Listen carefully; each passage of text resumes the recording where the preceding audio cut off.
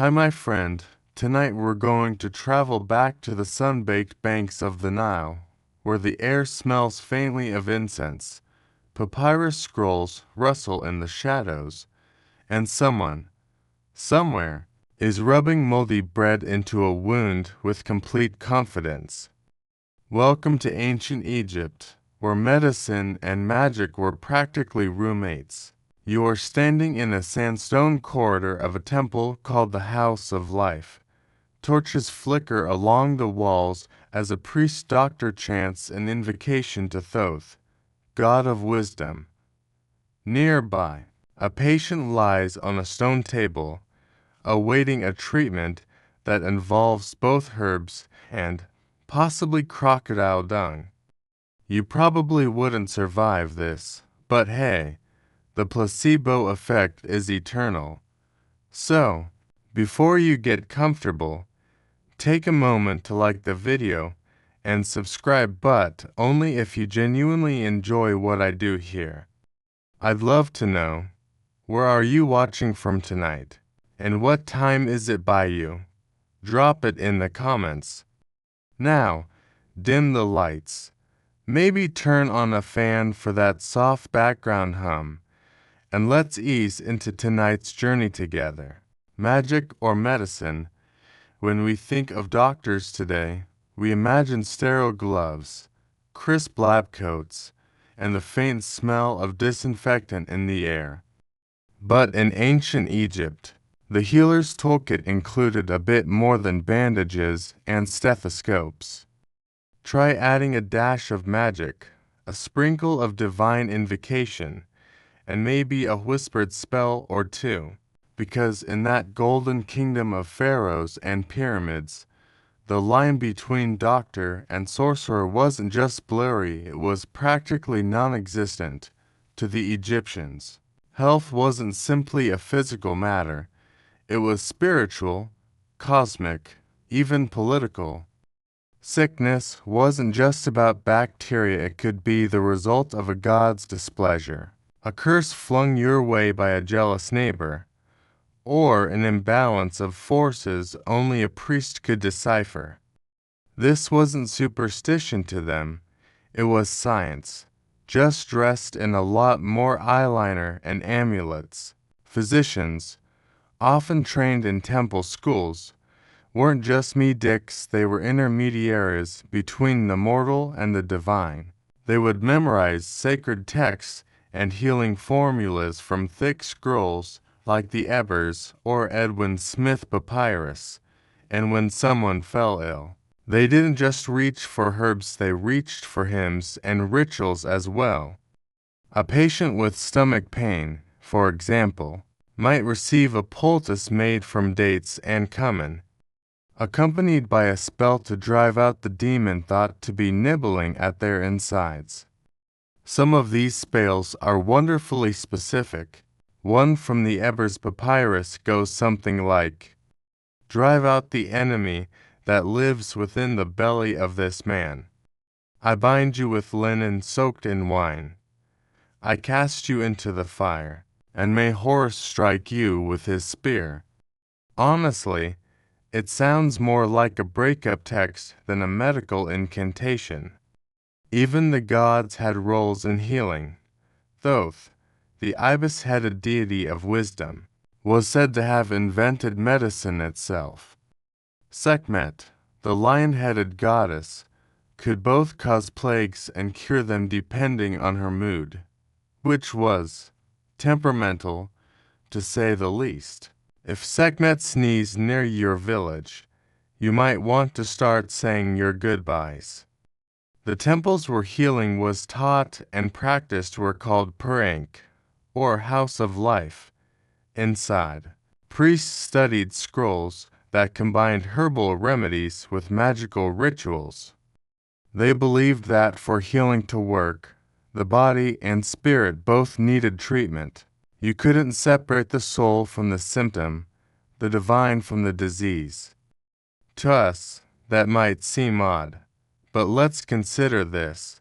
In our own time, people still light candles for loved ones in hospitals.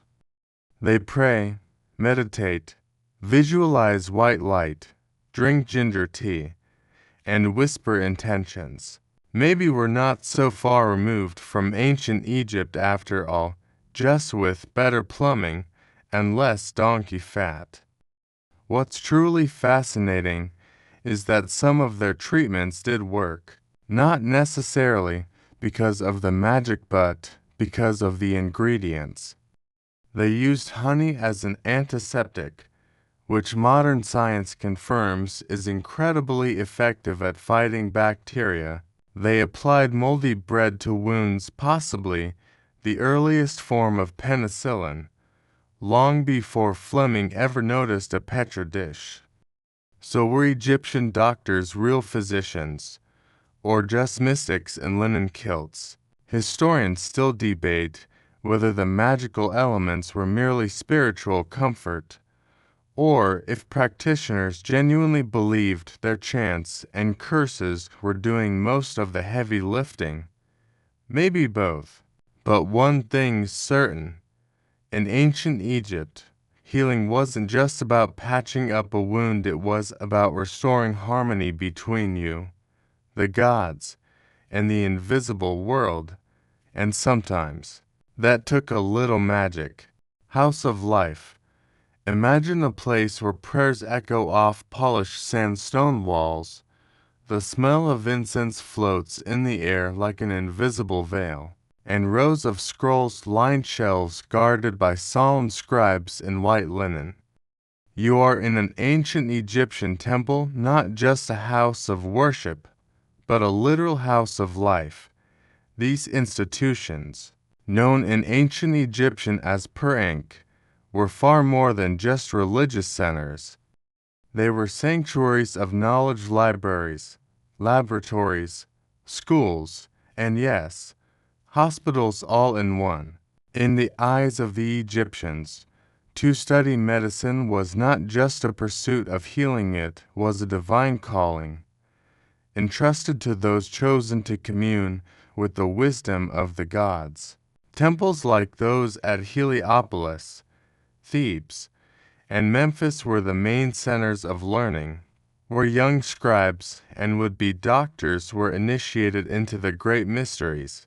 Their textbooks, not dusty hand-me-downs, but papyrus scrolls filled with medical incantations, recipes, surgical observations, and anatomical notes.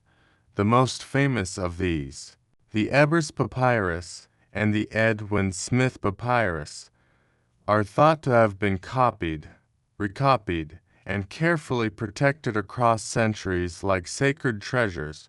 Training in a house of life wasn't easy. It involved memorizing thousands of lines of text, some practical, some poetic, and some downright perplexing. There were spells for every part of the body, for every possible wound or illness, and elaborate instructions on how to treat both the seen and unseen forces. One scroll might describe how to clean a wound with honey and resin. The next might instruct you to recite the words, "Be healed, O flesh," as Horus was healed in the cradle, as Ra rose in his bark. The doctors who graduated from these houses were not merely medics, they were philosopher priests, entrusted with healing both body and soul. Their title was Swinul, and their role was sacred. Many specialized in one part of the body, like doctor of the belly, doctor of the eyes, or doctor of the rectum. Yes, that was a real specialty. Others focused on women's health, dentistry, or even mental illness, though they wouldn't have called it that. Patients came to the temple not only for prayer, but for treatment. They might be greeted by a scribe who recorded their symptoms and their name, date, and time of visit. Bureaucracy, it seems, is eternal. The patient would then be examined by a priest-physician who would determine the source of the illness. If it was judged to be physical, they might prescribe herbs, poultices, or dietary changes. But if the illness was thought to have a spiritual cause, say, possession by a demon or the wrath of a god, then the treatment might involve ritual purification, amulets, or even a sleep in the temple cure known as incubation, in which the patient awaited a dream from a healing deity, and sometimes you'd get both. Imagine going to the doctor and receiving a jar of fig paste for your cough, plus a charm tied around your neck inscribed with a spell invoking Thoth, just in case. These houses of life weren't just for treating common folk either. Elite physicians traveled with the pharaohs and their families, offering care to royalty and noble officials. The prestige was immense. In fact, some doctors were buried in tombs that honored their service not only as healers of bodies, but as guardians of divine knowledge. Even Greek historians like Herodotus were impressed. He noted that Egyptian medicine was so advanced that doctors were assigned to specific diseases that was unheard of in most parts of the ancient world. But of course, this being ancient Egypt, the medical temples were not without a touch of the arcane. Some rooms were restricted to high-ranking priests. Some texts were written in layers of symbolism and metaphor, intended only for the initiated. Healing, in their view, was not a purely physical art, it was a sacred dance between human hands and divine will.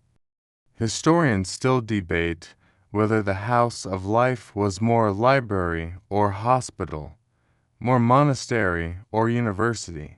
The truth may lie somewhere in between. What's certain is that these centers preserved a vast tradition of healing wisdom that echoed through the centuries, influencing later Greek, Roman, and even Islamic medicine.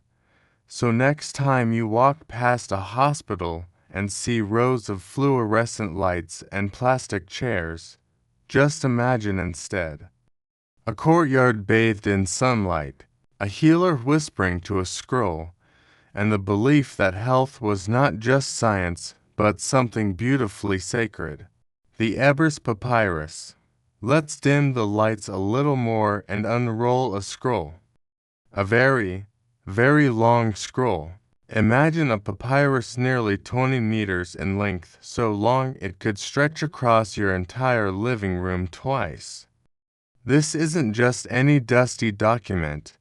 This is the Ebers Papyrus, one of the most fascinating medical texts ever discovered, and an absolute treasure trove of ancient Egyptian health knowledge, magic, and deeply questionable remedies. Dating from around 1550 BCE, during the reign of Amenhotep I, the Ebers Papyrus is essentially the ancient version of Webmed except written in hieratic script and without pop-up ads. It was discovered in 1873 by a German Egyptologist, Georg Ebers, from whom it takes its modern name. When he and his team deciphered its contents, they found themselves immersed in a whirlwind of herbs, incantations, and symptoms that range from too much coughing to snakes living in the belly. The scroll contains over 700 magical formulas and remedies, covering just about every medical complaint under the sun: digestive troubles, dental pain, skin conditions, broken bones, ear infections, and even what we'd now consider mental disorders. It's organized like a medical textbook with sections devoted to specific parts of the body, and even entire passages about tumors, diabetes-like conditions, and contraception. Let's pause there for a moment. Ancient Egyptian birth control. Yes, they had it.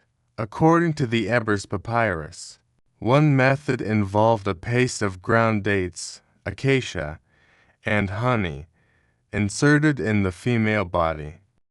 Surprisingly, acacia contains substances that ferment into lactic acid, a mild spermicide, which means that somehow, amid the charms and chants, they may have stumbled onto something that actually worked. The remedies in the scroll swing wildly between brilliant and bizarre. A treatment for asthma involved inhaling a mixture of herbs heated on bricks, basically ancient aromatherapy. For intestinal worms, you drink a concoction of pomegranate rind and crushed beetles. And for baldness, well, crocodile fat and hippo liver might do the trick. No guarantees. Some entries are wonderfully specific. A remedy for toothache might say, crush the onion, mix with powdered ochre, place upon the tooth. Recite, may Horus guard the mouth, as he guards the boat of Ra. So, it's medicine with a dash of dental theology. The Ebers Papyrus also reflects the dual nature of Egyptian healing, a constant interplay between the physical and the spiritual. For example, some diseases were described as being caused by wandering spirits or evil winds, and the cure would involve both a potion and an incantation. One charm reads, O you who enter through the ear and nest in the stomach, I cast you out with the fire of Ra. Depart, foul one, who comes in the night. That's not just medical care, that's full-blown exorcism. But amid the incantations, there are signs of surprisingly modern logic. The Ebers Papyrus describes the circulatory system, noting that the heart is the center of the blood supply and that vessels branch out to various limbs. While their understanding wasn't anatomically accurate by today's standards, they thought all fluids came from the heart. The fact that they were mapping internal systems at all is remarkable. They also used honey in wound care, an antibacterial substance we now know to be incredibly effective. They used moldy bread on infected wounds, a primitive precursor to penicillin. They administered castor oil as a laxative. It wasn't just magic, it was medicine with results. What's more, the papyrus includes advice that feels shockingly human, even now. Cheer the patient. Let him hear music. Speak kind words. Feed him figs. Because, as it turns out, some parts of healing never go out of style. Historians still debate whether the Ebers Papyrus was a reference guide for physicians, a textbook for students, or a sacred compilation meant to be copied and preserved in temples. Perhaps it was all three. It is not the oldest Egyptian medical text. That title goes to the Kahun Gynecological Papyrus, but it is the most comprehensive. Reading it today is like eavesdropping on 500-year-old consultations. You can hear the rustle of linen robes, the murmur of a chant, the quiet grinding of herbs in a mortar. It's a reminder that even in a world of gods and gold, illness was humbling and healing was a mix of knowledge, hope, and ritual. So next time your head aches and you reach for a bottle of aspirin, remember, someone once wrote out a remedy involving beer, tree bark, and a prayer to Isis, and maybe, just maybe, it worked. Gods of healing, close your eyes and imagine walking through a moonlit courtyard in ancient Thebes. Statues loom above you, their faces calm and mysterious, cloaked in shadow. The air is still, heavy with the scent of lotus blossoms and burning myrrh. Somewhere nearby, a priest whispers a prayer not to a surgeon but to a lion-headed goddess with a ferocious temper. Welcome to the divine side of ancient Egyptian healthcare.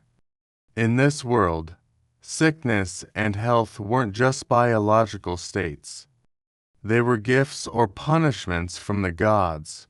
To stay well, you needed more than a clean bandage, you needed cosmic favor. And the pantheon was crowded with deities who could heal you, or absolutely ruin your week. Let's start with Sekhmet, the lion-headed goddess of war, plague, and oddly enough healing. Picture this: she's fierce, fiery, and associated with the scorching desert sun.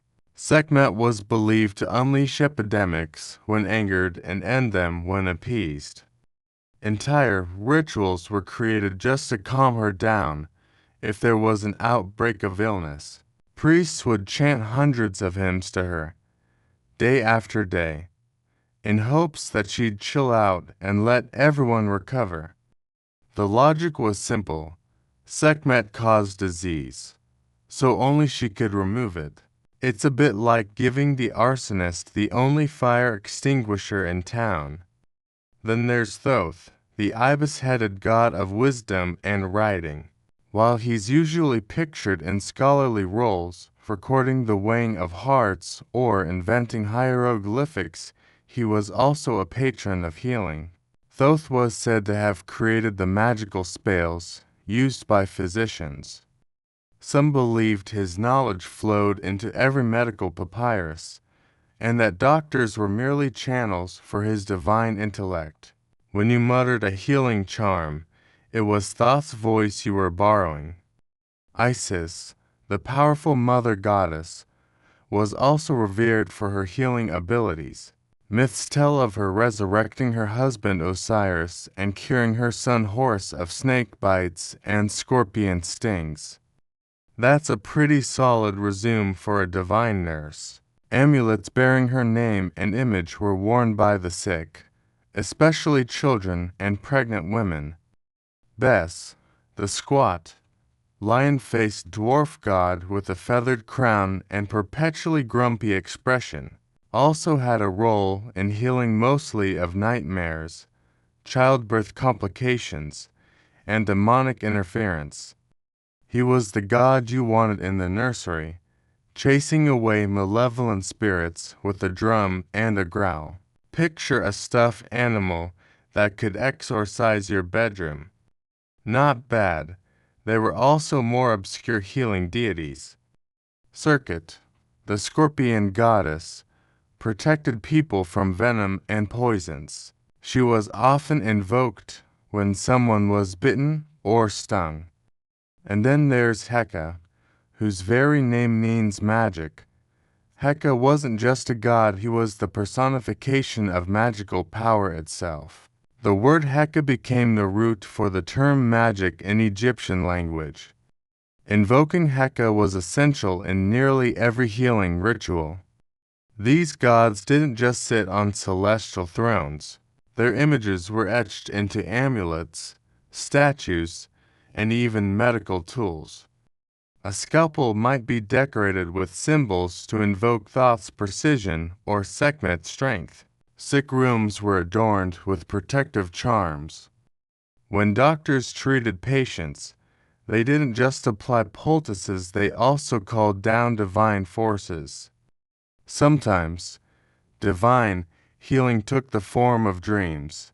In temple healing rituals, a patient might sleep inside a sacred chamber, hoping to receive a vision from a god. These dreams could be symbolic or literal, offering guidance or cure. The practice is called incubation, and it's a blend of medicine and mysticism that predates even ancient Greece. One famous tale from a later period tells of a man suffering from blindness who slept in the temple of Imhotep, the deified architect turned healer from earlier times. In the dream, Imhotep appeared and placed medicine on the man's eyes. When he awoke, he could see again. Historians still debate whether the veneration of healing gods was central to actual treatment or a cultural cushion for when medicine failed. After all, when the herbs didn't work, it helped to have a god to blame or beg. But even today, spiritual practices linger in medicine. We still talk about the healing power of faith. Hospitals still have chapels, and many still pray over their loved ones' recovery. In ancient Egypt, healing was never just about the body. It was about aligning oneself with divine will, about restoring not just balance in the bloodstream, but harmony in the universe. You didn't just want the doctor's opinion, you wanted Sekhmet's forgiveness, Thoth's wisdom, and Isis's gentle hand, and with that team on your side, well, even a crocodile bite didn't seem so bad. Toothache and crocodile dung, the humble toothache. A universal nuisance, timeless, throbbing, and always showing up at the worst possible moment. Today, we'd call a dentist and have them poke around with steel tools and Novocaine. But if you lived in ancient Egypt and woke up with your molar pulsing like a war drum, well, get ready for onions, prayers, and just a touch of crocodile dung. Let's begin with some context. Ancient Egyptians really cared about their teeth, which is ironic because their dental health was notoriously terrible. The sand that drifted into their flour from grinding stones made bread a gritty affair. Over time, it wore down teeth so severely that many Egyptians, even nobles, died with jaws full of abscesses, ground down molars, and exposed nerves. If your diet consists of stone-dusted carbs and desert wines, you're going to need a good oral hygiene plan. Unfortunately, toothbrushes and floss hadn't been invented yet. So, what did they use? Well, one common treatment for toothache included crushed onions, powdered ochre, and beer, a kind of primitive dental paste. They'd mash it all together, apply it to the aching area, and whisper a spell to Horus or Thoth, hoping the divine would intervene where medicine might not. But the real kicker, one variation of a remedy involved crocodile dung. That's right. Some prescriptions called for dried reptile droppings to be mixed with ingredients like incense, honey, or resin and then placed directly onto the inflamed gums. Because obviously, nothing soothes pain like a mouthful of now monster poop. The logic, if we can call it that, was based partly on symbolic reasoning. Crocodiles were powerful animals associated with Sobek, a fearsome god who protected people and occasionally devoured them. Using part of the crocodile may have been seen as channeling Sobek's strength to expel evil spirits believed to be causing the pain. The dung may have also had mild antibacterial properties, though let's be honest, they were probably guessing. Still, not all remedies were quite so fragrant. The Egyptians also relied on frankincense, myrrh, and honey, ingredients that we now know have real antimicrobial effects. Honey, in particular, was a favorite treatment. It was smeared onto sore gums, abscesses, and wounds because it helped kill bacteria and promote healing. It also tasted better than crocodile dung. Then there was the mystical element. A toothache wasn't just physical, it might be the result of an evil spirit living in your jaw. Some spells called for placing an amulet on the head or neck to ward off the offending presence. Others involved reciting phrases like, "Come out, you who dwell in the root. I banish you in the name of Horus, the clean-mouthed." Not exactly dental surgery, but probably satisfying to shout when you're in pain. Interestingly, the Edwin Smith Papyrus, a more practical medical text from the same era, avoids some of the more magical approaches. It treats injuries and abscesses with bandages, splints, and poultices, suggesting that some doctors were already leaning toward observation-based treatment. But the majority of common folk likely relied on local healers, who combined whatever they had on hand, herbs, prayers, and whatever the Nile coughed up that week. The big question, of course, is, did any of it work? Surprisingly, some of it probably did. The antimicrobial qualities of honey, the soothing effects of oils and herbs, and even the placebo power of a well-delivered spell could have provided relief.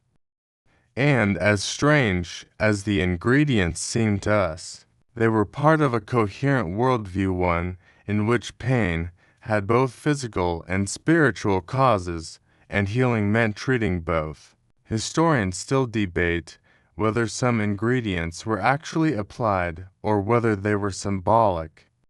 Did anyone really put crocodile dung on their molars? Or was it metaphorical, meant to frighten off evil forces? Some Egyptologists suggest these prescriptions were partly ritualistic, intended to make the patient feel spiritually protected, even if the real benefit came from rest and honey. So, the next time you groan about waiting 2 weeks to see the dentist, just imagine squatting in the corner of a reed hut, watching a man in linen grind crocodile pellets while reciting prayers to a falcon-headed god.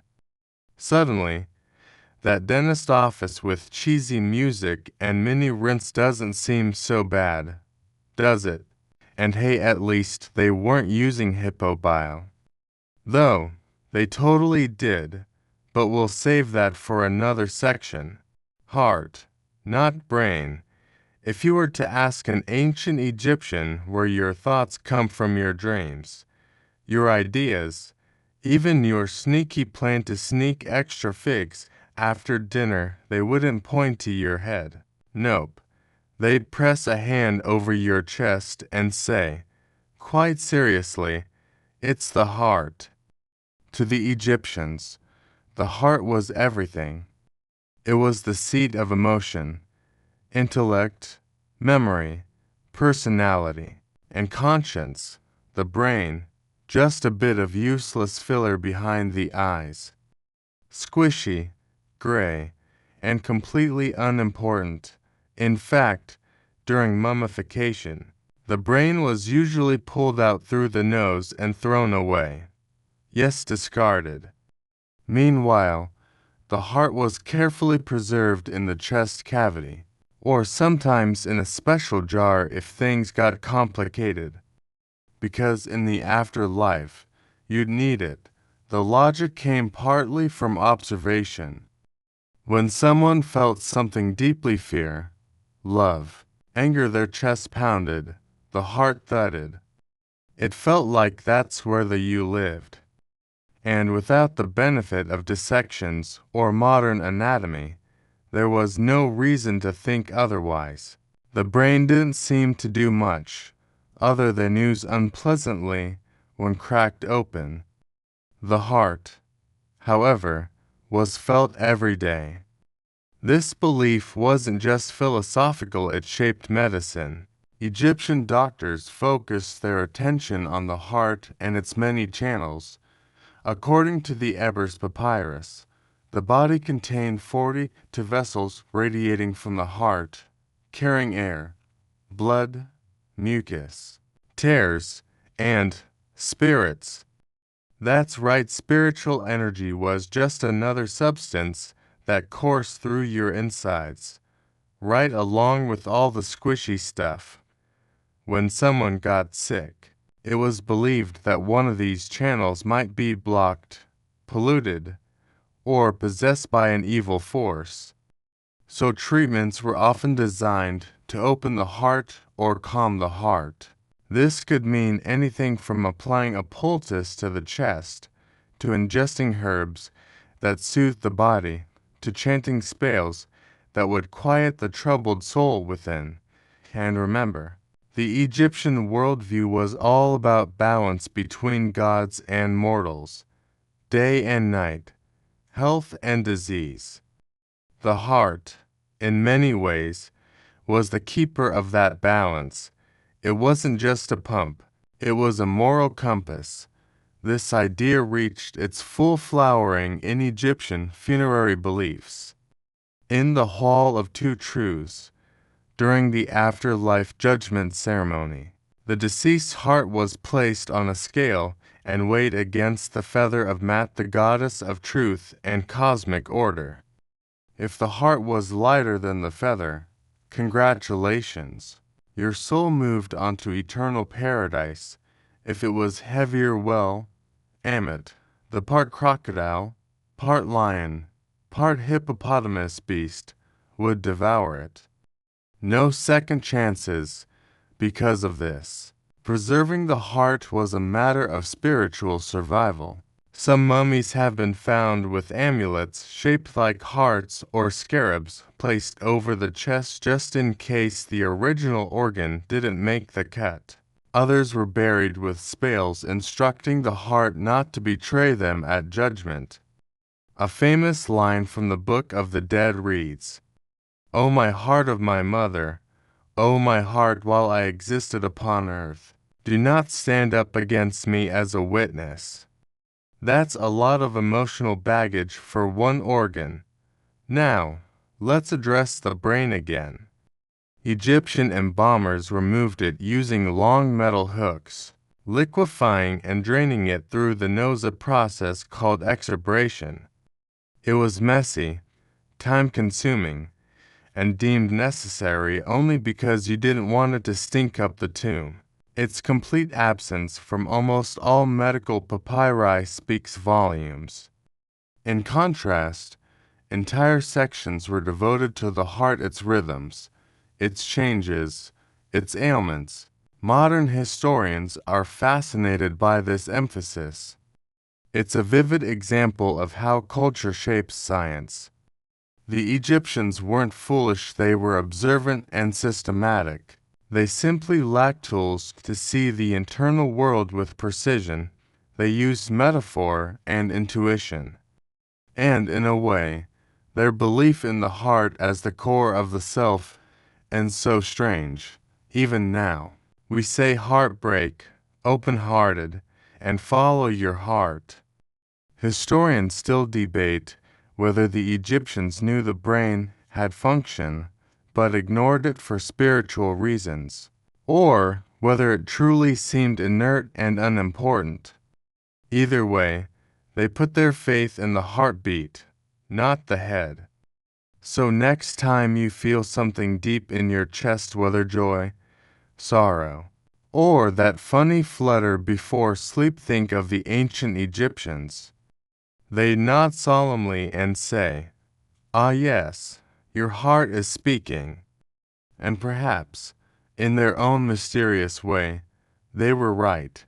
A magical diagnosis. Picture this. You've got a fever. Your stomach's acting strange, and your limbs feel heavy.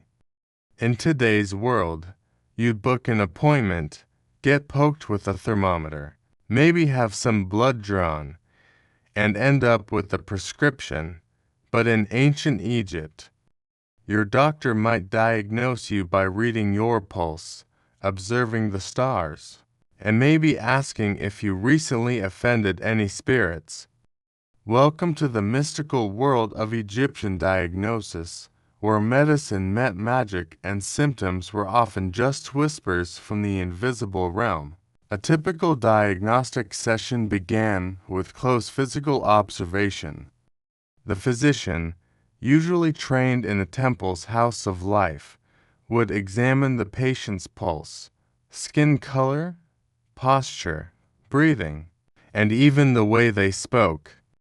This wasn't superstition, it was the beginnings of empirical observation. For instance, one section of the Ebers Papyrus includes detailed instructions for feeling a patient's pulse and interpreting it like the flow of the Nile. If it beat too quickly or too weakly, Something was clearly out of balance.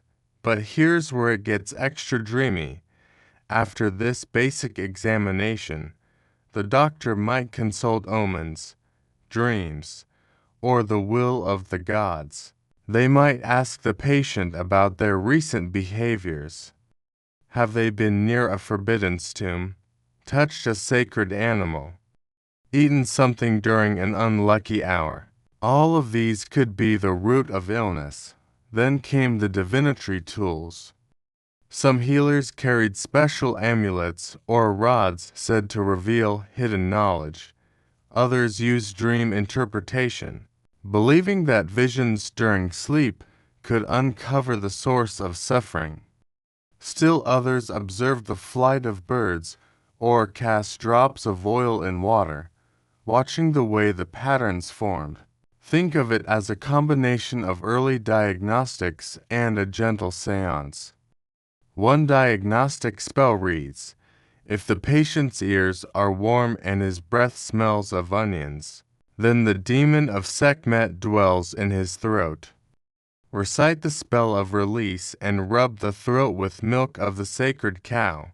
In this view, disease was not always from within. It might be caused by an external force, like a malicious spirit, a wind of illness, or the wrath of a displeased deity.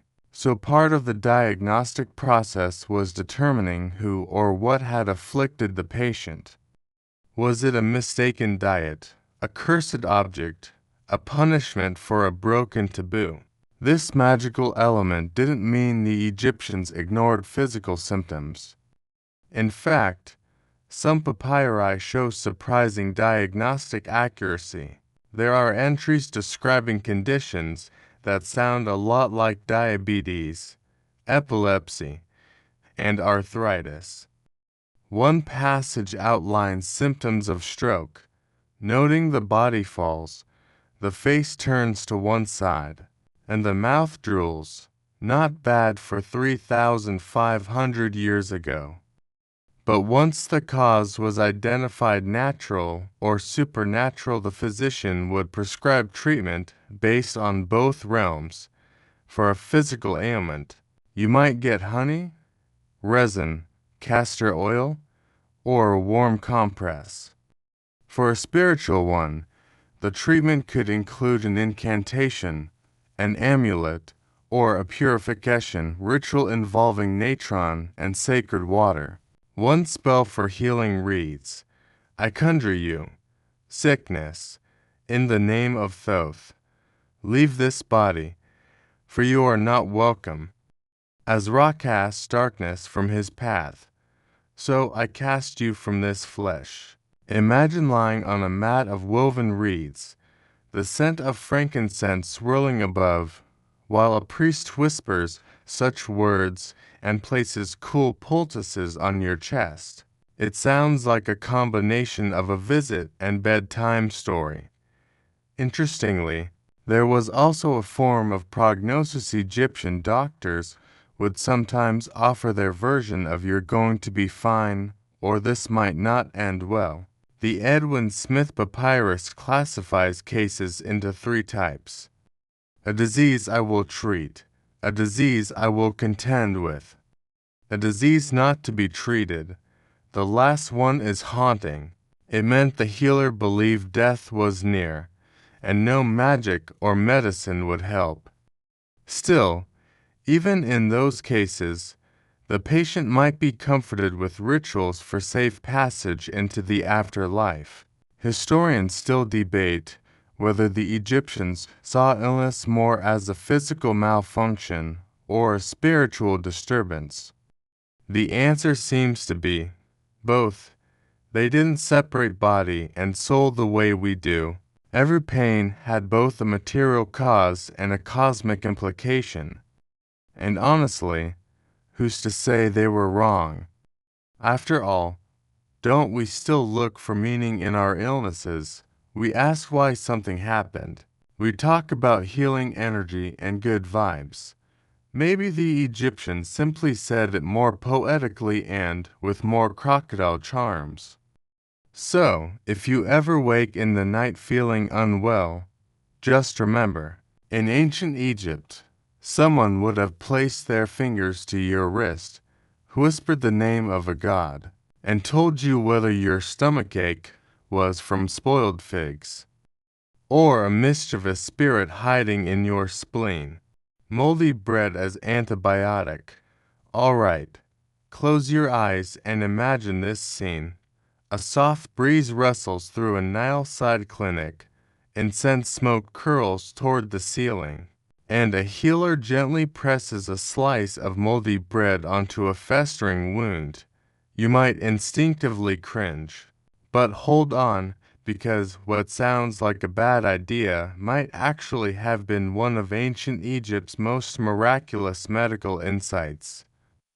Yes, we're talking about moldy bread, the go-to bandage for infected cuts, boils, and skin irritations. It sounds unappetizing and probably smelled worse, but there's a twist. Thousands of years before Louis Pasteur and Alexander Fleming revolutionized our understanding of bacteria and antibiotics, the Egyptians were already applying naturally antibiotic substances. Without microscopes, without petri dishes, just intuition, tradition, and, perhaps, some lucky accidents. The recipe was surprisingly simple. Bread was left out to collect mold, then ground, mixed with honey or fat, and applied directly to wounds. Some variations added copper salts or resin for extra punch. The concoction was placed beneath linen bandages and left to draw out the infection. Today, we call that an antiseptic poultice. Back then, it was a mix of prayer and practice. Let's get scientific for just a moment. Certain molds like Penicillium species naturally produce compounds that kill bacteria. Honey, meanwhile, contains hydrogen peroxide and has a low pH, making it a hostile environment for microbial growth. In modern wound care, both are still used, especially in medicinal-grade honey dressings for burns and ulcers. So, while the Egyptians didn't know the word bacteria, they clearly knew what worked. How did they discover it? That's one of those delightful historical mysteries. Maybe a healer noticed a dirty bandage led to faster healing. Maybe someone accidentally used moldy food in desperation and saw the wound improve.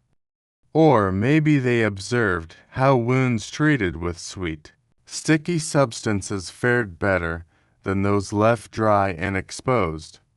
There are references in both the Ebers and Edwin Smith papyri to wound care that include moldy substances, though not all are as explicit as apply green fuzz. For example, prepare a poultice of old bread and grease. Place upon the sore, that it may heal. Recite the words of Thoth, and bind with fresh linen. It's understated, but telling. The real magic is how these treatments were packaged. Egyptian medicine never separated science from the spiritual. A wound wasn't just a tear in flesh, it was a breach in cosmic harmony. So, you didn't just need moldy bread, you needed moldy bread, properly blessed, wrapped in linen while invoking Horus. That last part, it might seem like ritual, but in many ways, it increased the patient's trust in the healing process. And trust, as any modern placebo researcher will tell you, is powerful.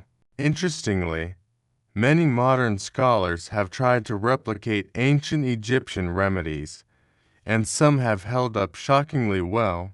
Honey dressings, onion poultices, and yes, even moldy bread compresses have shown antimicrobial effects in controlled tests. It's not hospital-grade medicine, but it's far from nonsense. Of course, not all their wound treatments were winners.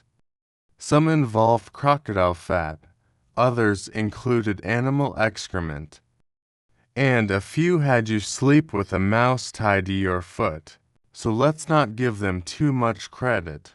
Still, it's remarkable that amid all the charms and chants, there was a thread of practical observation. Egyptian healers didn't just throw things at the wall. They recorded results. They passed down remedies that worked. And moldy bread that once stuck around. Historians still debate whether the Egyptians understood mold's role in healing or if its effect was purely coincidental. There's no record of them isolating active compounds, but in a way, their success without scientific tools might be more impressive than our modern methods. They were experimenting blind and sometimes they got it beautifully right. So next time you toss out stale bread, just pause for a moment and remember that blue-green fuzz might once have saved someone's life along the Nile. And honestly, that's kind of beautiful. Moldy, but beautiful. Surgery with flint tools. Let's take a deep breath now. Imagine lying still on a woven mat, under the flickering light of oil lamps. A priest-physician leans over you with focused eyes, steady hands, and in them not a scalpel of shining steel, but a sharp, carefully honed flint blade. Yes, friends, tonight we're talking surgery. Ancient Egyptian style. It might sound alarming, but ancient Egyptians did perform basic surgical procedures, and they weren't entirely bad at it. In fact, for a civilization that didn't have metal scalpels, bronze came later. Anesthesia, or germ theory, their approach was, dare we say, remarkably advanced, and often surprisingly successful. They understood that sometimes prayer and poultices just weren't enough. Wounds needed to be cleaned, drained, stitched, or even lanced. Tumors needed to be cut away.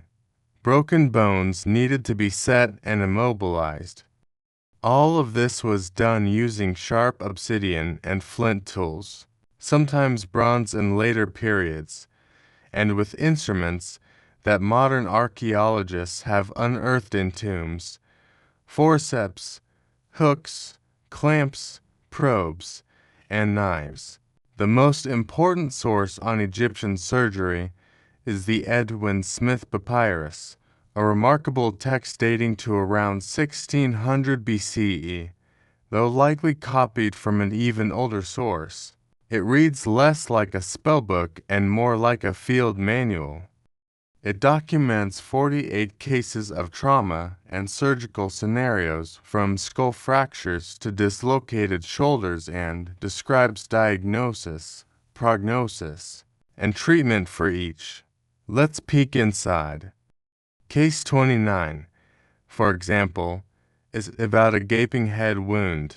It reads, "If thou examinest a man having a wound in his temple, penetrating to the bone, smashing his skull, thou shouldst lay him prostrate on his back, apply fresh meat the first day, and bind with linen thereafter." Fresh meat. That's not dinner, it's a method of keeping the wound moist and clean, and possibly preventing infection. They'd later replace it with linen and apply a paste of honey and resin, and they would monitor the patient closely, checking pulse, breathing, and behavior. That's triage, folks. But make no mistake, this wasn't delicate, painless surgery. There was no anesthetic beyond possibly beer, wine, or opium-based herbs. Pain management was a prayer and a stiff drink. Still, their survival rates were surprisingly good, especially with head injuries. You see, the Egyptians had a secret weapon: mummification. Thanks to the embalming process, Their knowledge of internal anatomy was far ahead of many other ancient cultures. They knew the location of organs, the shape of bones, and how to remove a brain with an iron hook, though, as we know, they didn't think it mattered much. Embalmers weren't doctors per se, but their work informed the healing arts. Surgery wasn't limited to trauma, either. Evidence suggests that Egyptians performed incisions to remove abscesses, drained pus, and even cauterized wounds using heated metal. A rare and risky practice, but sometimes necessary. They also set broken bones with splints and bandages, often coated in gum or resin to harden and hold the limb steady. And if you're wondering about the tools, here's a peek at their surgical starter kit. Flint blades, incredibly sharp and precise, even rivaling modern scalpels in cutting ability. Bronze hooks and forceps, to grasp tissue or remove debris. Linen bandages, for wrapping, often pre-soaked in antiseptic solutions. Honey and resin, for dressing wounds. Surgical needles. Yes, they stitched wounds shut using thread made of plant fiber or sinew. Were they performing open-heart surgery? No. Brain surgery? Unlikely. But minor procedures? Absolutely. Some skeletons show signs of trepanation, the drilling of holes into the skull to relieve pressure or treat head injuries, and some individuals survive the procedure long enough for bone to regrow. Still, it wasn't all sharp instruments and calm hands. Many procedures included magical rites, such as invoking the power of Sekhmet or Heka to protect the patient. A flint blade might be blessed before making the first incision. A chant might be whispered as the wound was stitched. It wasn't just about cutting, it was about restoring harmony to the body and the spirit. Historians still debate how widespread surgery was outside temple clinics. Were rural healers performing these techniques, or were they confined to the elite centers of Thebes and Memphis? Evidence is scarce, but what remains is clear. Egyptian physicians knew how to operate, and they documented their craft with clarity, care, and even a touch of humility. One passage from the Edwin Smith papyrus ends simply with, "If thou treatest him, he will die." Sometimes, the best a doctor could offer was honesty. So the next time you shiver at the thought of a paper cut, imagine a world where your wound is cleaned with wine, covered with moldy bread, and gently stitched by a man in a linen kilt using a flint blade, and where the gods are silently watching, ready to bless or curse the outcome. Sleep tight. Eye infections and honey. Let's gently ease our way into one of the most delicate and oddly delightful corners of ancient Egyptian medicine, the eyes. In a land of blinding sun, swirling desert sands, and now-born parasites, eye problems weren't just common, they were practically inevitable. And so, the Egyptians became connoisseurs of ocular care, and their go-to cure, that golden, glistening nectar of the gods, honey. Yes, before there were drops, creams, or laser surgery, there was a dab of honey and a whispered prayer to Horus. Why honey? Well, aside from being delicious on flatbread, honey is one of the oldest natural antibiotics known to humanity. It contains hydrogen peroxide, has a low pH, and creates an environment where bacteria just don't thrive. Modern studies have confirmed what the Egyptians figured out millennia ago. Honey is remarkably effective against infections, especially on soft tissue like the eyes, and the Egyptians had a lot of eye problems. Conditions like trachoma, a bacterial infection that can cause blindness, conjunctivitis, styes, and even parasites were widespread. The dry, dusty climate and lack of modern hygiene didn't help. But what they lacked in eye wash stations, they made up for in ingenuity. Their treatments ranged from brilliantly effective to profoundly questionable. One common remedy was to mix honey with crushed minerals like malachite, green copper carbonate, or galena, a lead-based compound, and apply it like a paste or kohl eyeliner. It sounds alarming, but this paste had mild antiseptic properties, and the eyeliner may have even helped deflect sunlight and reduce infection. So, yes, the original cat eye may have started as medical care. One particularly elegant formula from the Ebers papyrus reads, "For the eyes, blend honey with red ochre. Apply to the corner of the eyes for 3 mornings. Speak the words of healing as you do. Simple, gentle, sweet, and the words of healing." Well, that's where things get dreamy. Many remedies included incantations, often poetic, invoking deities associated with sight and clarity. The most famous, Horus, the falcon-headed sky god who lost an eye in a battle with Set, that I was later magically restored, making him a patron of healing and vision. Amulets in the shape of the eye of Horus, also called wajet, were worn for protection, not just of health, but of spiritual perception. They appeared everywhere, around necks, painted on tomb walls, carved into coffins.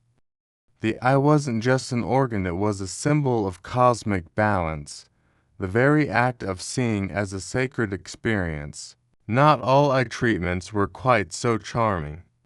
Some included bat blood, lizard fat, or fish bile, ingredients less validated by science and more by hope. One remedy involved applying a mixture of donkey liver and frankincense, while another instructed the healer to recite spells over a bowl of natron, a natural salt, and then rinse the patient's eyes with it. Saline, as it turns out, isn't a bad idea, but donkey liver, that might be pushing it. Despite the occasional gross out, Egyptian ophthalmology had structure and method. Physicians specialized in eye care. They were even given the title Eyes of the King if they served the royal household. And in the Edwin Smith papyrus, we see descriptions of eye injuries, from blunt trauma to swelling, with careful steps for treatment. They also understood that eye infections could spread, and had routines to clean the eyes and lids regularly.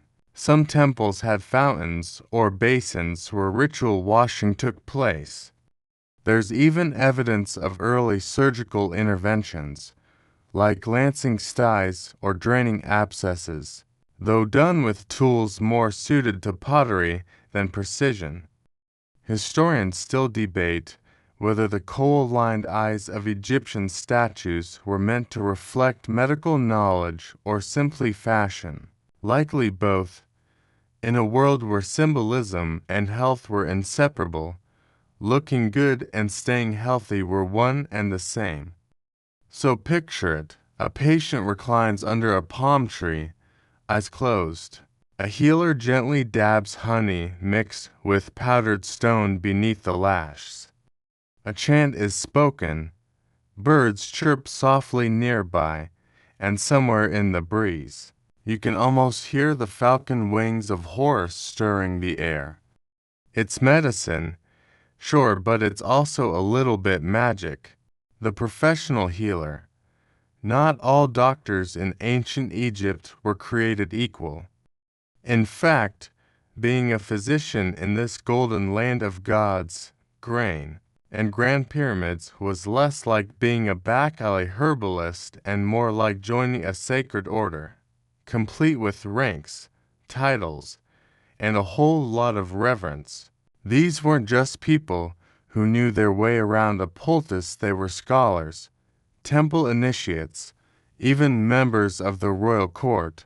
The term for a physician was swanu, a word that pops up in tomb inscriptions and temple walls, often followed by their specialization. Yes, specializations existed. There were doctors for the eyes, doctors for the belly, doctors for the anus, ancient proctology, and even doctors for women and children.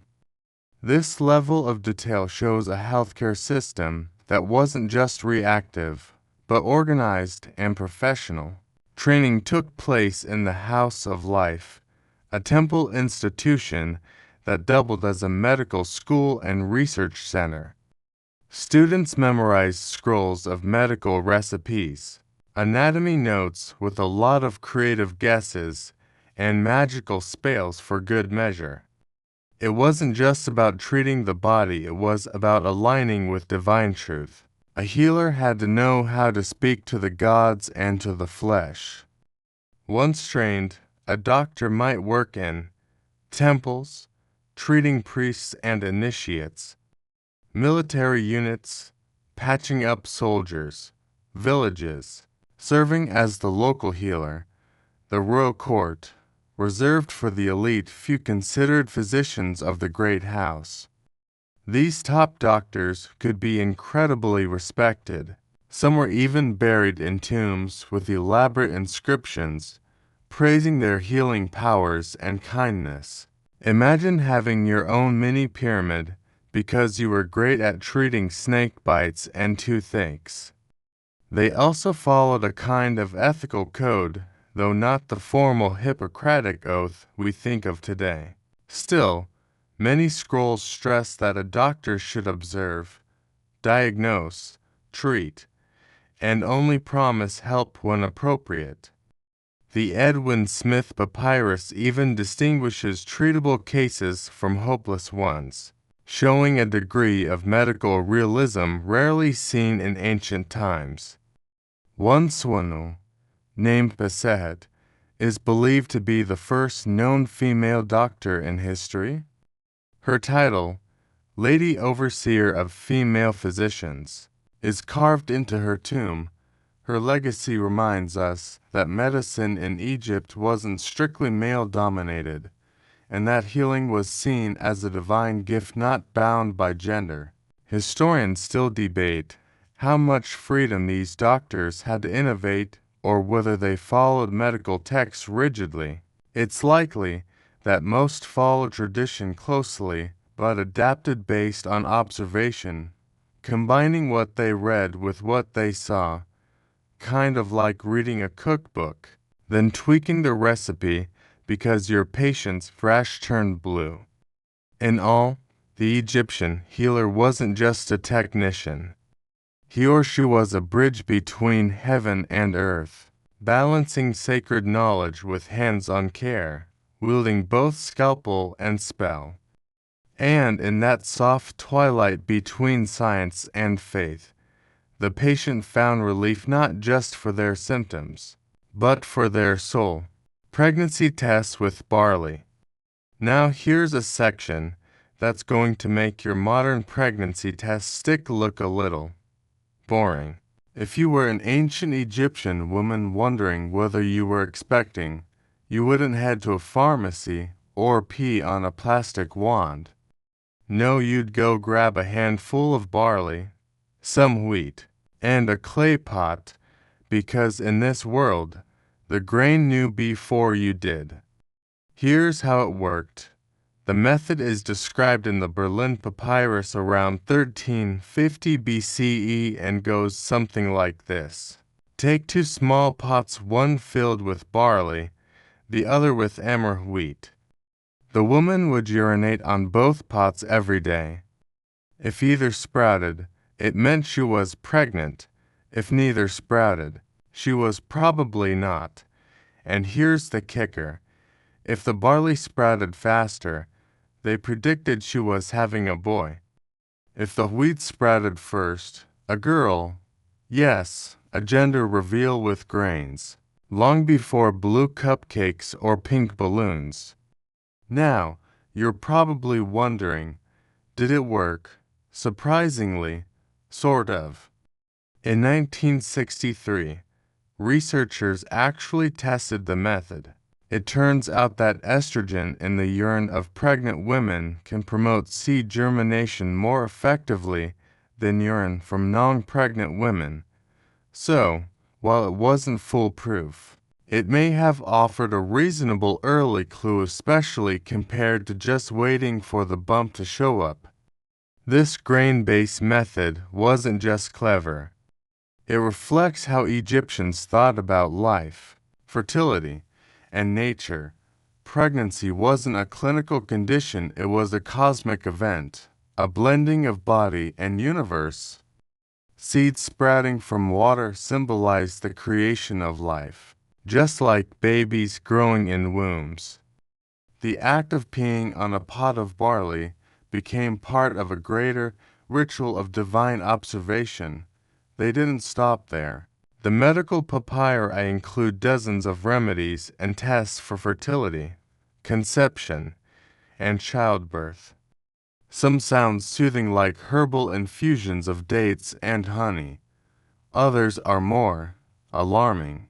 One fertility test involved inserting onion juice into the vagina and checking if the scent reached the nose by morning. If it did, congratulations, you were considered fertile.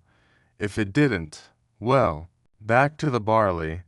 Midwives also used amulets and charms to protect pregnant women, invoking gods like Thoth, the hippo goddess of childbirth, and Bes, the dwarf god who scared off evil spirits with a permanent scowl.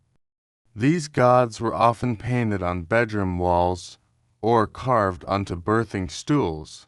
Historians still debate whether Egyptian pregnancy tests were widespread or limited to temple medicine.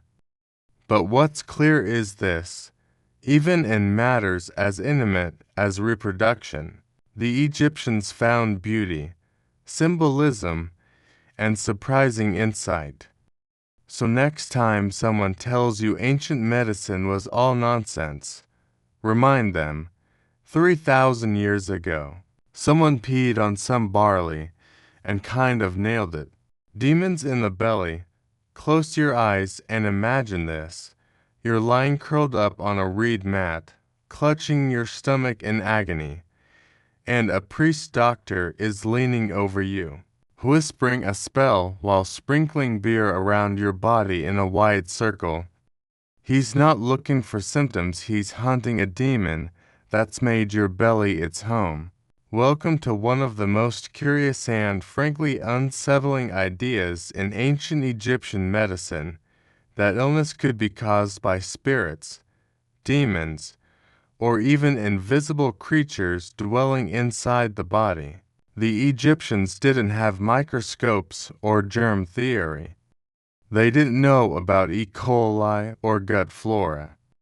But they were deeply observant, and when someone's belly bloated, or churned, or made odd gurgling noises, they concluded something must be living inside. Something malevolent, something squirmy. This idea wasn't unique to Egypt. Other ancient cultures, including Mesopotamia and India, also believed in spiritual invaders causing sickness, but the Egyptians gave these entities names, characteristics, and sometimes even illustrations in their texts. Some were described as small creatures with claws and sharp teeth. Others were snake-like or worm-like. One was called the eater of entrails and was blamed for abdominal cramps. To treat these unwanted tenants, healers turned to a mix of herbal medicine and spiritual warfare. A classic remedy might go like this: crush carob seeds, Mix with beer and honey, and drink at dawn. Recite, "Come out, demon," for the smell of the sweet beer drives you away. In other cases, enemas were used to flush out the invading spirit. The Egyptians were pioneers of enemas, using reeds and water or oils to cleanse the digestive tract.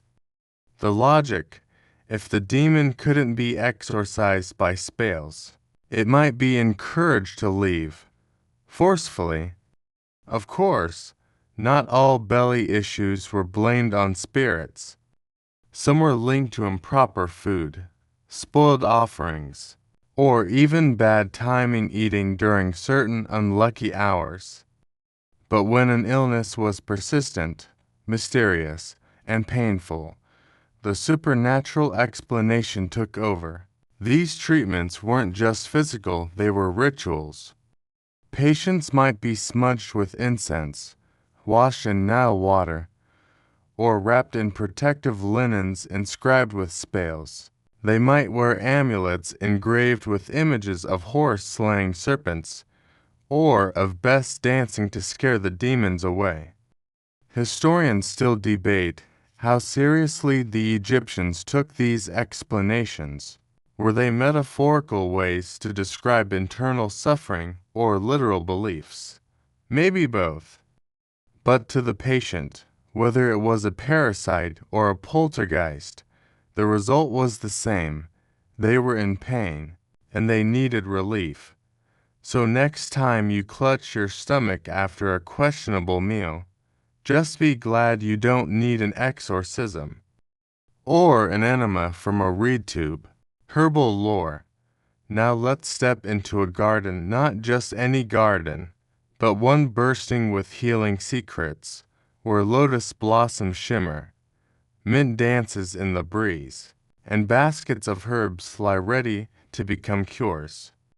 For the ancient Egyptians, the world was a living pharmacy, and plants were some of their most treasured allies. The Ebers Papyrus alone lists over 700 herbal remedies, and many of these have echoes in traditional medicine to this day. Egyptians didn't just collect herbs, they grew them in temple gardens, dried them carefully, ground them into powders, and mixed them with honey, wine, milk, or oils. The results were ointments, pills, poultices, teas, and sometimes pastes that looked more like cake batter than anything medical. Let's explore some of their most beloved botanicals. Aloe vera, used for skin irritation and burns, yes. Exactly like today. Garlic, a favorite for treating infections, fatigue, and even bad air. Frankincense and myrrh, both used as antiseptics and in treatments for wounds and gum disease. Pomegranate, a powerful remedy for intestinal parasites. Its rind was brewed into tea or ground into pills. Fenugreek, used for fever and chest pain. Juniper berries, to ease digestion and cleanse the body. Castor oil, as a potent laxative. Some things never change. These herbs weren't just mixed and applied. They were often blessed or combined with ritual, making each dose a sacred experience. A salve for a headache might be applied while chanting a verse to Thoth. A tea for a troubled stomach might be sipped in the light of the moon. With amulets resting nearby, the herbalists, often women or priestesses, kept recipes passed down through generations, like family secrets. Some remedies even included precise measurements, instructions on how long to boil or soak, and warnings about toxicity. There was a science here, even if it wore a robe of mysticism, but not every plant was safe. The Egyptians were aware of poisonous herbs, too. Certain treatments for skin lesions or impure blood included toxic resins that needed to be used with great caution. This shows a clear understanding of dosage and balance and the fine line between healing and harm. What's more, herbal medicine was gender inclusive. Women, especially midwives and temple workers, were deeply involved in cultivating and using these plants. Some were even called overseers of healing gardens. Historians still debate how effective these remedies were, but many ingredients like garlic, honey, and myrrh have confirmed antimicrobial or anti-inflammatory properties. And while some mixtures were pure wishful thinking, we're looking at you, lizard ash. Others were remarkably practical. So imagine a sick child sipping warm tea made from dates, figs, and crushed anise seeds, while their mother whispers blessings over them. It wasn't just medicine, it was a ceremony of care, steeped in sun and spirit. The embalmer's wisdom. When you think of medical advancement, mummification might not be the first thing that comes to mind. But for the ancient Egyptians, the art of preserving the dead was also a lesson in anatomy, and some of their greatest knowledge of the human body came not from surgeries, but from centuries of embalmers wrapping kings and commoners alike. Let's be clear, embalmers weren't usually doctors. They were specialized craftsmen and priests, trained in one of Egypt's most sacred rituals. But over time, their hands-on work gave them a practical understanding of internal organs, even if their explanations didn't always match reality. For example, embalmers knew the liver, stomach, intestines, and lungs could be removed and placed in canopic jars. The heart was the seat of emotion and was usually left inside the body unless there were complications.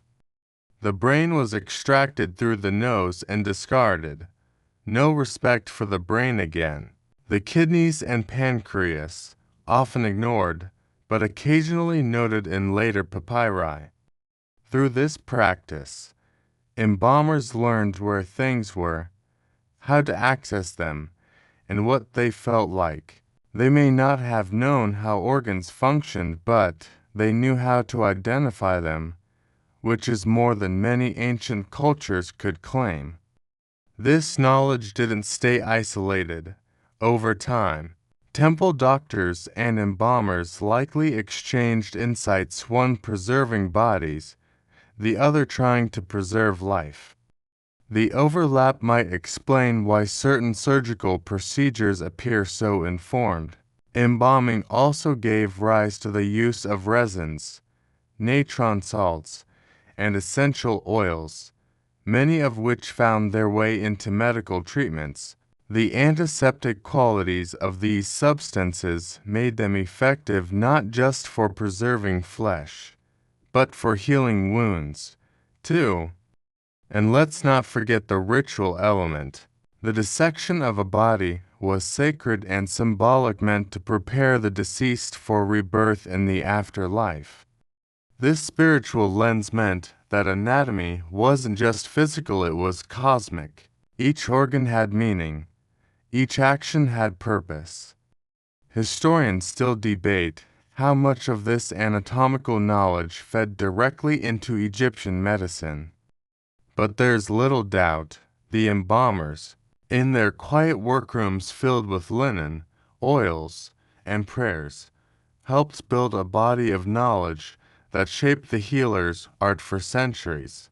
So, the next time you marvel at a preserved mummy in a museum, think of it not just as a historical curiosity but as a silent teacher, a body that once helped the living understand themselves. Public health and cleanliness. Take a deep breath. The air smells of lotus blossoms and maybe just a hint of incense. You walk along a well-swept street near the Nile, where homes are made of mud brick and walls are painted with scenes of daily life. Surprisingly, it doesn't smell too bad. In fact, it smells fresh. Welcome to the surprisingly sanitized world of ancient Egypt. While the ancient Egyptians didn't have soap as we know it, or sewers like the Romans, they took cleanliness incredibly seriously. To them, being clean wasn't just about physical health, it was a moral and spiritual duty. Clean bodies, clean homes, clean temples. A clean person was a person in balance, in harmony with the gods. So, what did cleanliness look like in 1500 BCE? Let's begin with bathing. Egyptians bathed regularly daily, if they could afford it, using water from the Nile, basins in courtyards, or large ceramic tubs. Wealthier households had full bathing rooms with drains and jars of scented oils. The working class simply poured water over themselves from jars, often while standing on a flat stone. Soap, not quite. They used a kind of paste made from animal fat and alkaline salts, which foamed when mixed with water. Think of it as a rudimentary body wash, effective, though not exactly lavender scented. After bathing, Egyptians applied perfumed oils to their skin. These weren't just for smelling good. Many oils had antibacterial properties and helped protect against the sun. Myrrh, frankincense, and castor oil were favorites. Even hair was oiled and styled. Lice, a known problem, but shaved heads and wigs were an effective and stylish solution. Let's not forget clothing. Clean, white linen was the norm, and priests, they took it to the next level, bathing several times a day, shaving all body hair, and wearing freshly laundered robes before performing any ritual. Cleanliness was a requirement for touching the divine. But what about the other kind of hygiene? Toilets, they existed. Wealthy homes had simple stone or ceramic seats, placed over clay pots or pits. Commoners used public latrines or went to the edges of fields. Toilet paper, not quite sand, water, or smooth pottery shards were likely used. It sounds unpleasant, but in the dry Egyptian climate, pathogens didn't spread as quickly as they might in other parts of the world. More importantly, the Egyptians had a strong sense of waste management. They dug refuse pits outside cities. They used ash and sand to cover messes. In temples and palaces, special workers cleaned constantly, even on building sites. Archaeologists have found evidence of designated latrine areas. Water. The Nile was sacred, and water from it was carefully handled. People filtered it through linen cloth before drinking, and boiled it when possible. Wells and cisterns helped store clean water during dry seasons. And in the realm of medicine, cleanliness played a central role. Wounds were washed with beer, vinegar, or natron, and tools were often heated or anointed with oils before use. Bandages were made of freshly washed linen, and healing spaces were kept orderly. It wasn't sterile by modern standards, but it was far from reckless. What's most remarkable is how this commitment to cleanliness was deeply tied to religion. To be clean was to be worthy of divine protection. Dirt wasn't just gross, it was spiritually dangerous. Many healing spells even began with purification rites. A dirty body invited chaos. A clean one welcomed Mat, the goddess of order and harmony. Historians still debate whether this cleanliness helped Egyptians avoid disease or if it was simply spiritual practice. but the archaeological evidence well-preserved drains, soap residues, oil jars, and orderly latrines suggest that hygiene was practical, not just pious. So as you tuck yourself in tonight, just imagine the care with which a priest might bathe before dawn, how a mother might oil her child's skin with frankincense, or how a village healer might scrub her hands with natron before preparing a poultice. All small acts quiet, repetitive, gentle but deeply meaningful. And perhaps that's what public health really is, a collection of tiny rituals performed every day, not just to fight illness, but to honor life. Animal medicine. Now imagine the room grows a little darker, lit only by the glow of an oil lamp. A clay bowl simmers gently over a low fire. In it, the fat of a crocodile swirls with bits of donkey hair, a trace of lizard blood, and a few drops of goat's milk. To our modern noses, it smells curious, but to an ancient Egyptian healer, this was medicine crafted with care, intention, and a splash of the Nile's wildest creatures. Yes, welcome to the world of animal medicine, where some of the most revered cures came not from plants or prayers, but from the beasts, birds, and bugs that shared the land with them. In ancient Egypt, the boundary between human and animal was never sharply drawn. Animals weren't just food or labor, they were messengers of the gods, living embodiments of divine qualities.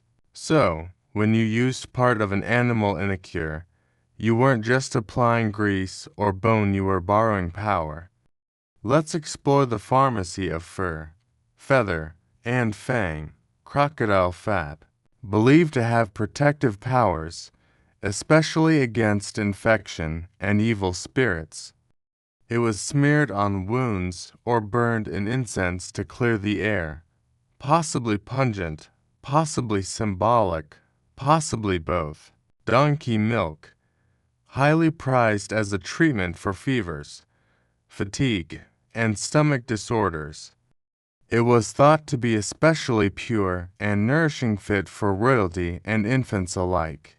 Cleopatra herself was rumored to bathe in it, though that may be more legend than lotion.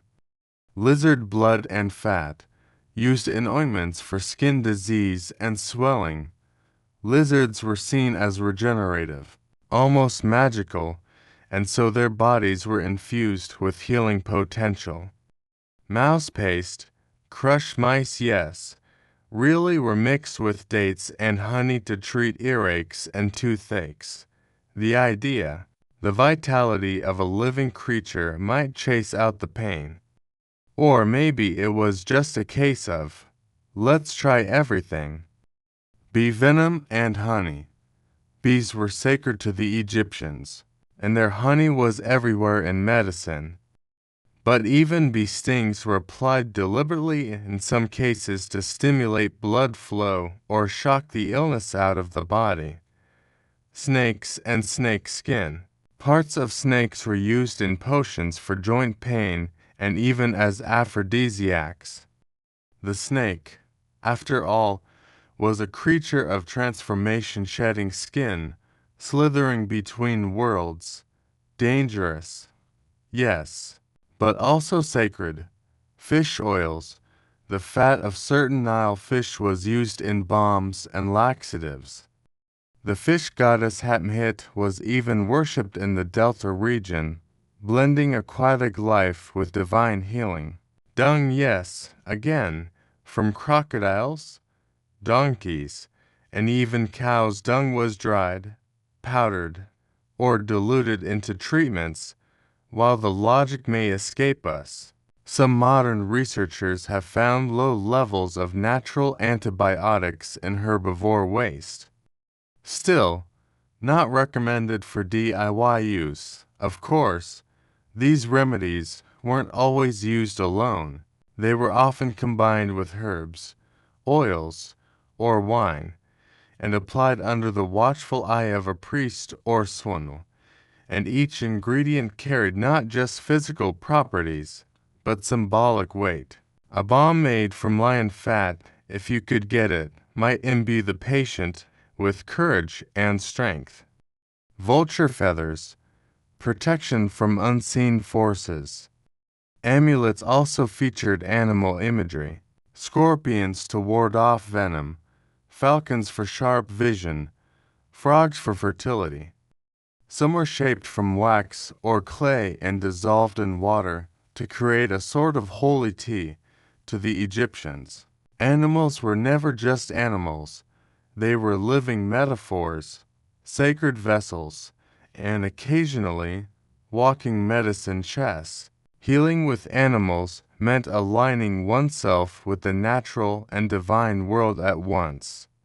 Historians still debate whether these animal-based treatments had consistent medical effects, or whether they served more ritual or psychological purposes. Likely, it was both. Some components like honey or fish oil had real benefits. Others provided comfort, awe, and spiritual reassurance.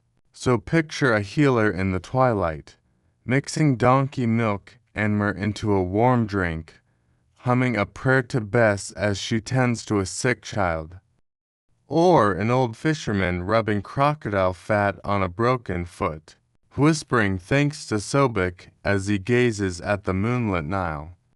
It's messy, it's mythic, it's medicine. And somehow, even in the strangeness, there's something deeply human. Female doctors. Let's pause the incense and dim the torchlight, because now we're stepping into a story history often forgets. The story of the women who healed, guided births, studied scrolls, and were the title of doctor in a time long before most of the world acknowledged that such a thing was even possible. In ancient Egypt, medicine wasn't just a man's domain. Women could, and did, train as physicians, midwives, and healing specialists, some of whom even rose to high ranks within temple life and the royal household. Their presence was so accepted, so woven into the fabric of daily life, that their names appear in tombs, scrolls, and medical writings with no fanfare. Just quiet, competent authority.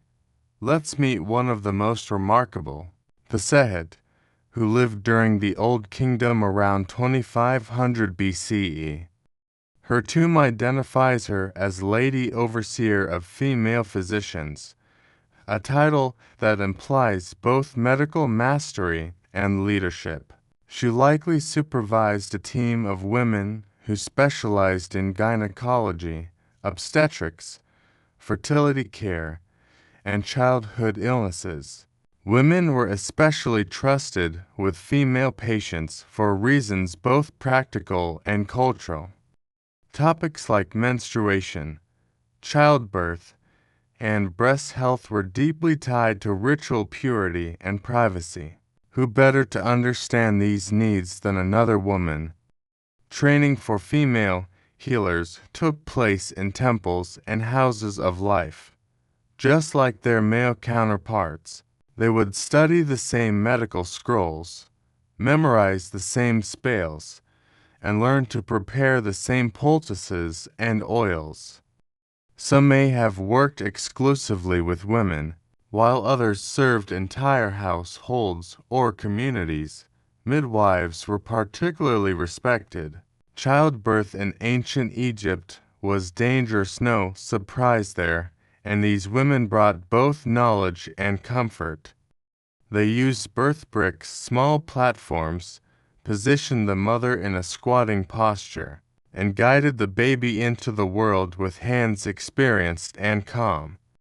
They chanted prayers to Taret, the protective hippo goddess, and Bes, the grumpy protector of labor and sleep.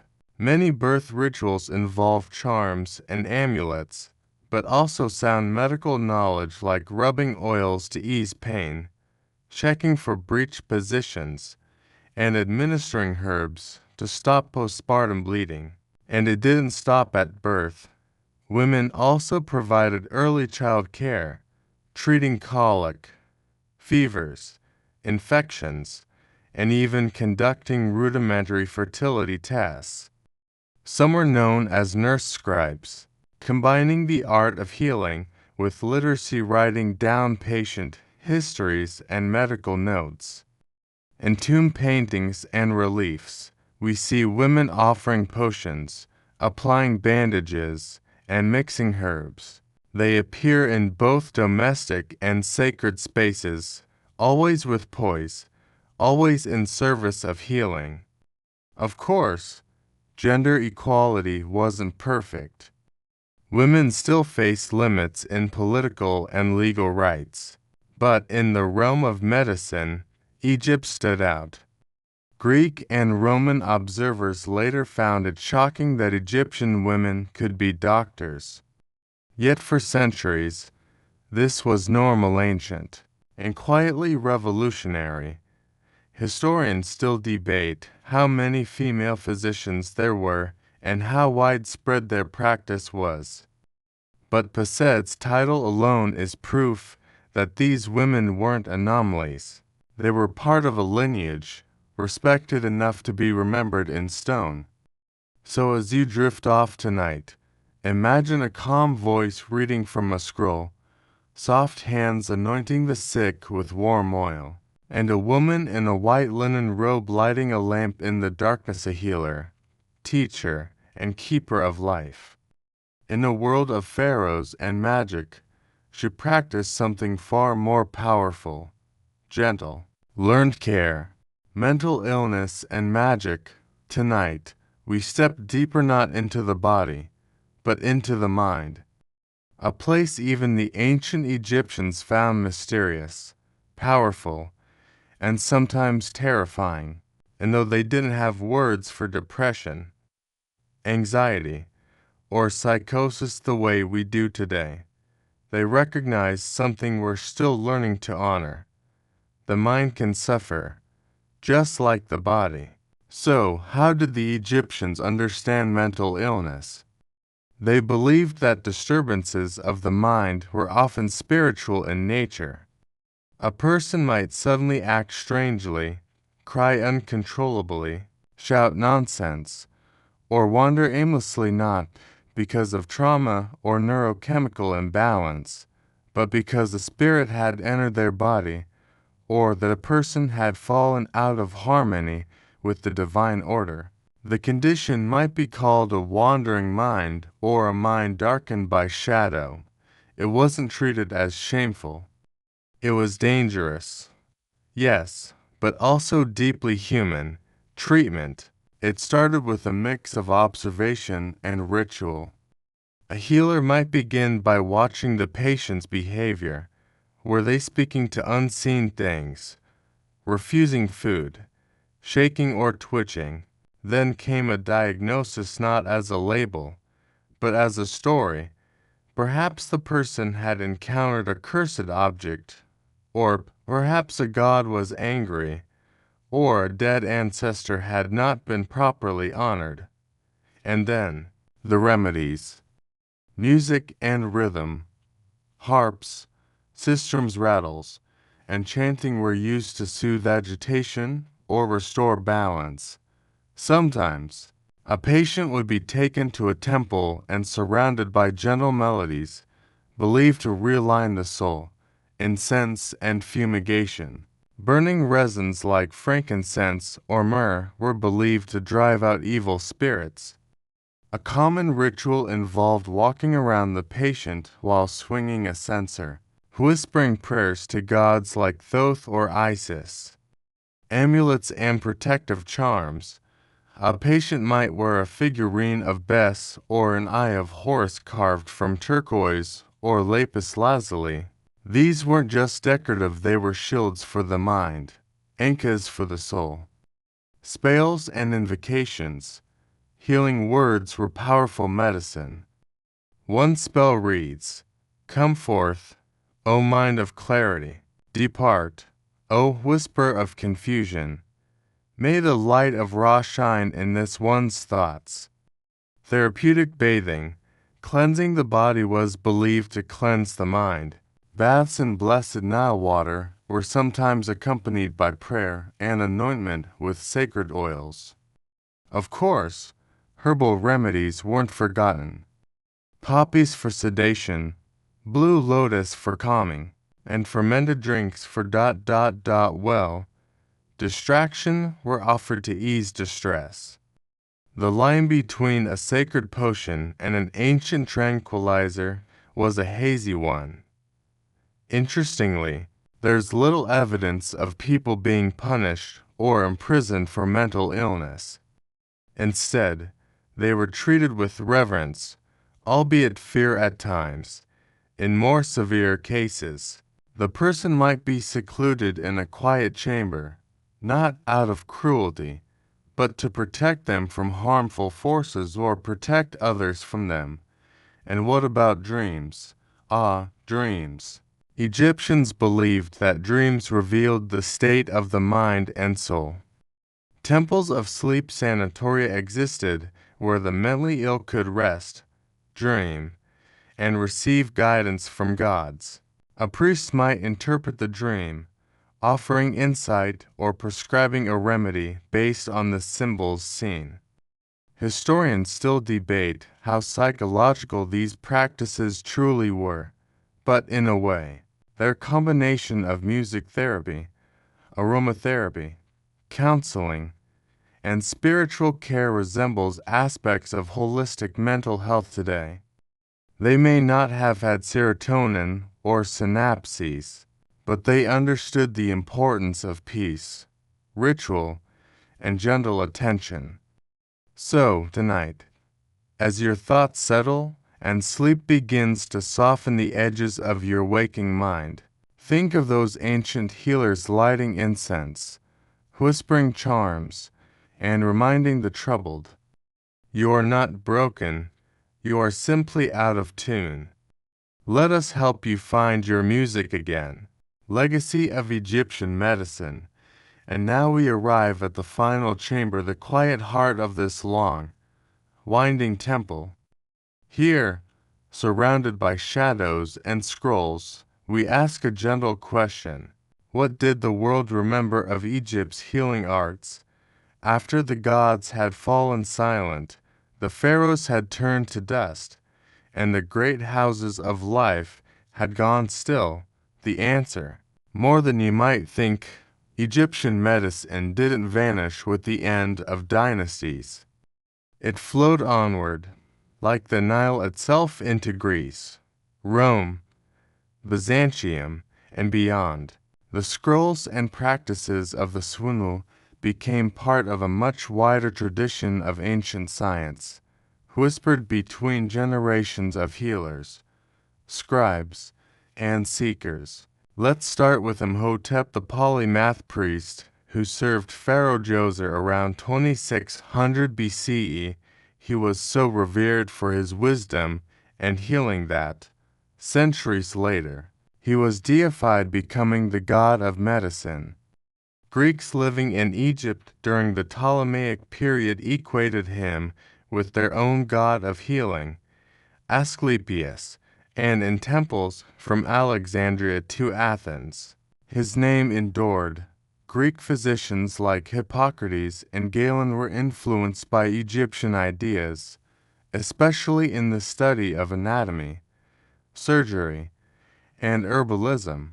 While they criticized the magical elements, they borrowed freely from the practical side, the methods of wound care, the use of certain plants, even the concept of specialized doctors for different body parts. Roman military medicine also reflected Egyptian techniques like bandaging wounds with honey-soaked linen or applying poultices to infected skin. In Roman Egypt, many Egyptian doctors were employed in field hospitals, bringing their millennial methods to the legions of the empire. Later, during the Islamic Golden Age, Egyptian medical texts were preserved, translated, and expanded. Arab scholars like Al-Razi and Ibn Sina Avicenna studied their herbal catalogues and case-based diagnoses, helping bridge ancient thought with the emerging world of Islamic medicine.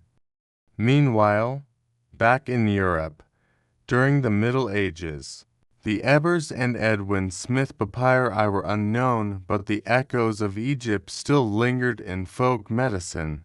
The use of garlic, the binding of wounds, the belief that healing involved body and soul.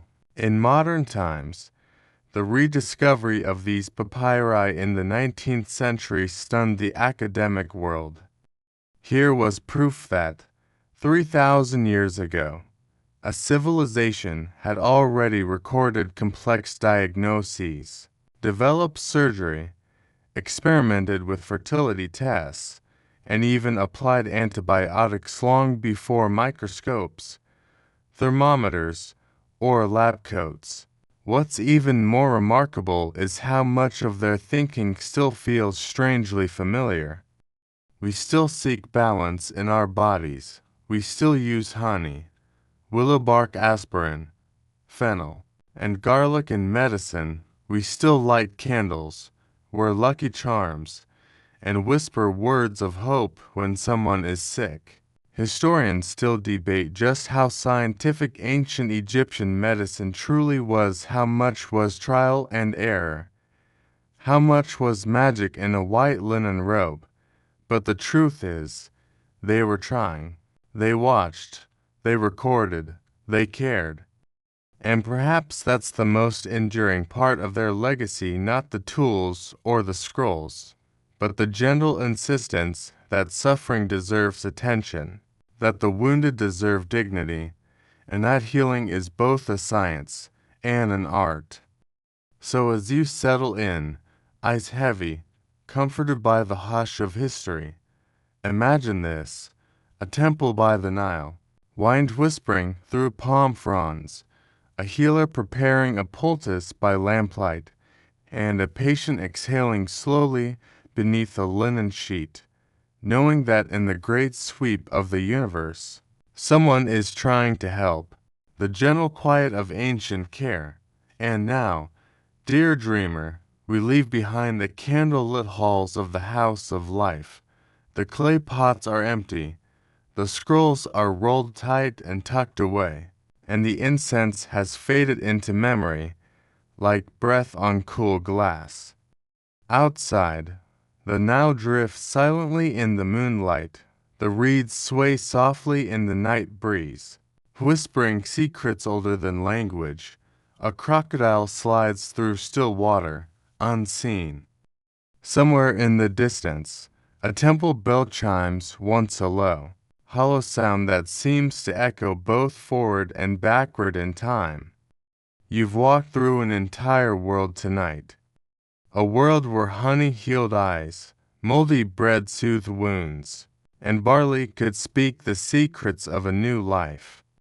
You've met priest-doctors who whispered spells while stitching wounds, women healers who read the pulse like poetry, and embalmers who, in preserving the dead, taught the living where the heart resides.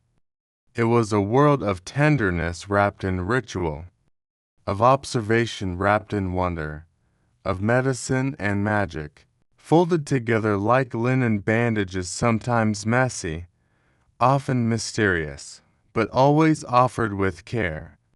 And perhaps that's what stays with us most, not the strange ingredients or the copper tools, but the simple truth that someone, thousands of years ago, knelt beside another person in pain and tried to help. So close your eyes now. Let the quiet hum of the Nile rock you gently. Let the gods watch from afar, peaceful and unbothered. You are warm, you are safe. And somewhere deep in the sands of time, an old healer smiles. End of script. Sweet dreams.